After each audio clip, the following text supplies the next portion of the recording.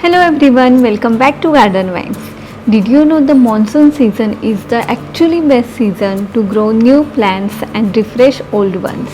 Rainy season it's like nature's magic for plants. The air has more moisture and the soil stays soft and plants grow faster, greener and bloom like crazy. So in today's video I am sharing some of my favorite flowering plants that are perfect for small balconies and urban spaces. They actually enjoy the monsoon and many of them bloom all year round. I will also share their simple care routines, so watch until the end. Let's start with flower that is super low maintenance, true all-rounder like its name, Sadaphuli, Saddafuli or also known as periwinkle. Sadaphuli is one of the most popular flowering plants for Indian climates. The best part, it usually doesn't die in winter. In warm and tropical cities like Mumbai, Chennai or Bangalore, Sadaphuli blooms almost year round and stays healthy with minimal care. Even in slightly cooler places, it may slow down a bit during winter but survives easily. Just make sure it gets enough sunlight and avoid overwatering. With proper care, this hardy plant can live for 2 to 3 years or more, making it perfect choice for balconies. Sunlight is very important for Saddafuli. They need at least 4 to 5 hours of direct sunlight.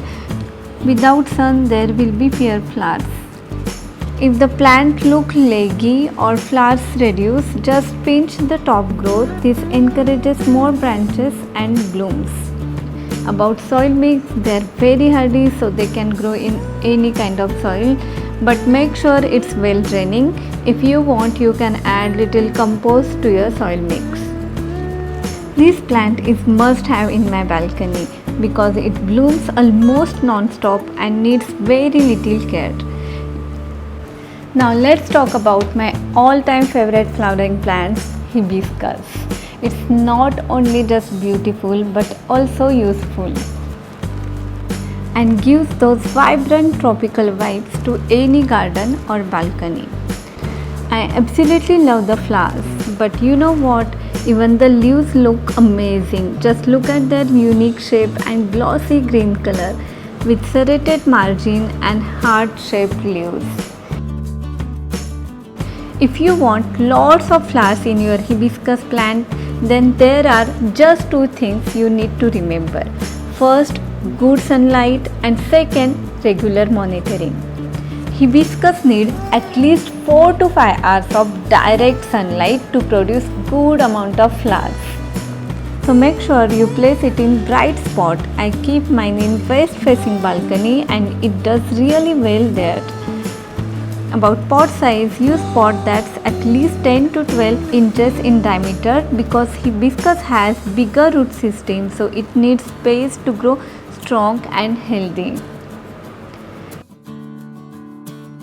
One more tip to encourage flowering, give it light pruning after flowering. It encourages new branches and more buds. Hibiscus is prone to mealybugs, especially in rainy season. That's why regular inspection is so important. I spray neem oil solution every 10 days just as a preventive measure, and trust me, it keeps plants healthy and stress-free. One thing I have noticed with hibiscus plant is that they bloom their best when they get proper and regular nutrition. So if you want lots of flowers, don't forget to feed them.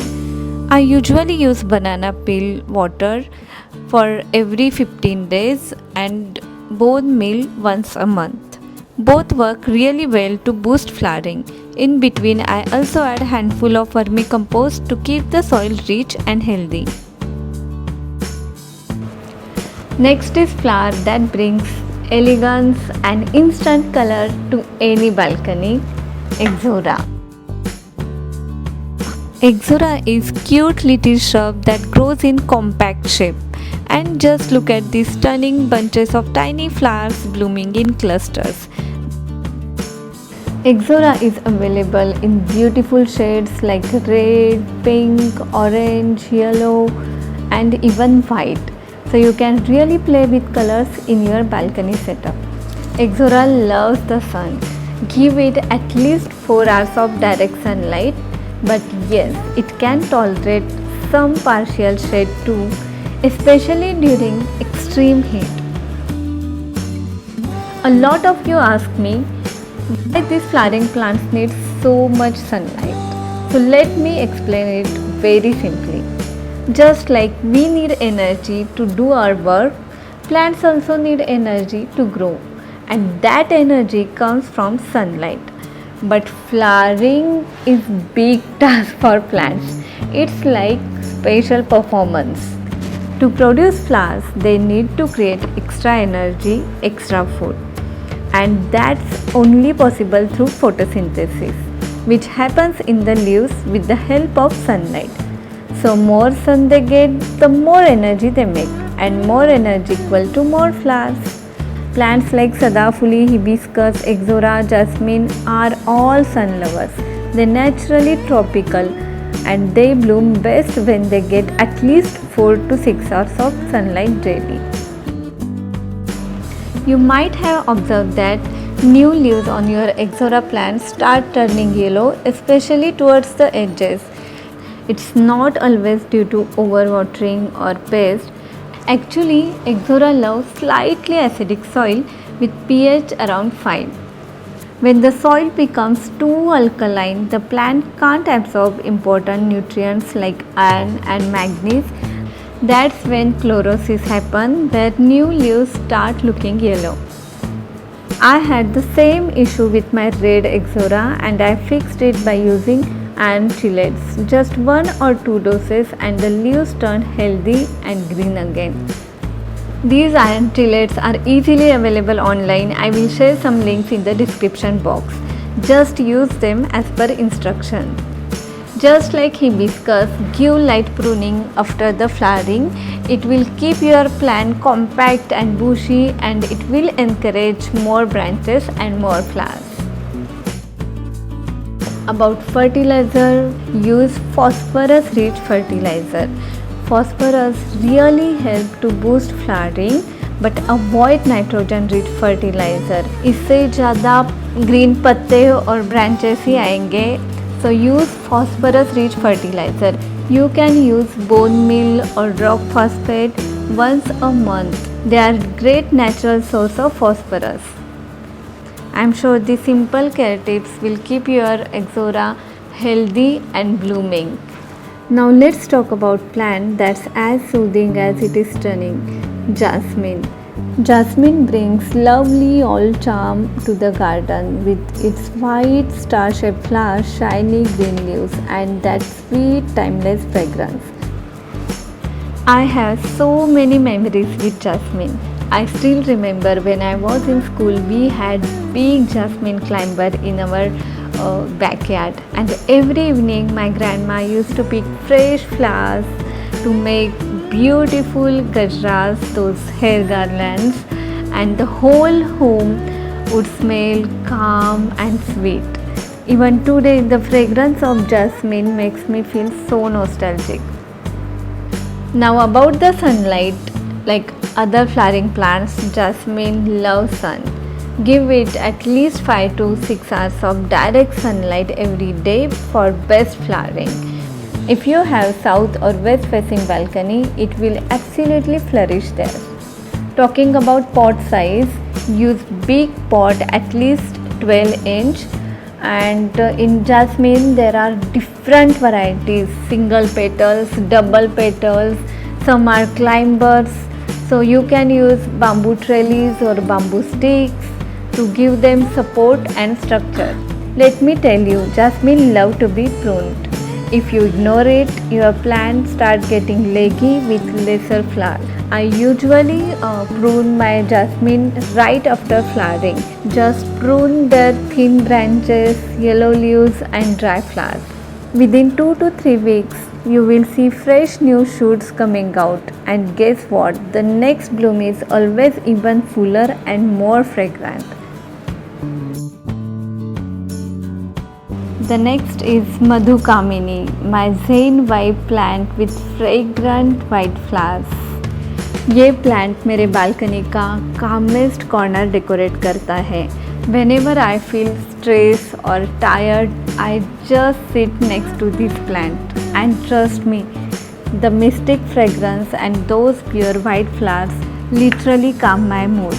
The flowers are small, clustered and so pristinely white. और जब बारिश के बाद थोड़ी हवा चलती है, this plant releases the most soothing citrusy floral scent. It's light, not overpowering, but absolutely refreshing. Give it around 4 hours of direct sunlight, especially the morning one. मेरे बालकनी में जहाँ पे थोड़ी फिल्टर्ड लाइट आती है, वहाँ पे मैंने ये प्लांट रखा है. It doesn't need too much sun, but it loves that soft golden light. This is non-demanding hardy plant. About fertilizer, I feed it with vermicompost every 2 weeks and occasionally with phosphorus-rich fertilizer for extra flowers. मुझे आदत है शाम को jasmine या मधुकामनी के पास बैठने की, बस एक quite 5 minutes with their fragrance in the air. It's like hitting pause button in the middle of busy life. That's why I call this my Zen plant. It doesn't demand much but gives so much back. Next one is super special because I am growing it for the very first time, known as crimson Panda. The flowers are bright crimson pink and they bloom like tiny fireworks. I haven't pruned it because the plant is still new, but once the blooming cycle is over, I will give it light trim to help it grow fuller. Like other flowering plants, it also needs 4 to 5 hours of direct sunlight. More sunlight is equal to more intense flower color and healthy growth. So make sure you place it in bright spot. One more stunning monsoon flower that I recently added to my balcony is the Angelonia. I love its deep purple fresh flowers and the way it's growing. It's totally different from other plants and the best part, it's super easy to care for. It loves full sun, so if your balcony gets good light, this plant will bloom beautifully. I keep mine near the railing where it gets both sun and airflow. Its tiny orchid-like flowers bloom in bunches. The rich purple shade looks so pretty, especially in sunlight. The flowers last long and bloom non-stop, giving fresh, happy vibe all season. It's an easy plant to care for. Just give it sunny spot and keep removing the old flowers to help new ones grow faster. So friends, these were my favorite monsoon flowers that are just perfect for balcony gardening. They are low maintenance and give your balcony colorful makeover during the rainy season. And let me know in the comments which flower are you already growing or which one are you planning to try this monsoon. If you have any other flower suggestion, I would love to hear them. If you found this video helpful, please don't forget to like, share and subscribe to Garden Vibes for more plant care tips. See you in the next video. Till then, take care and happy gardening.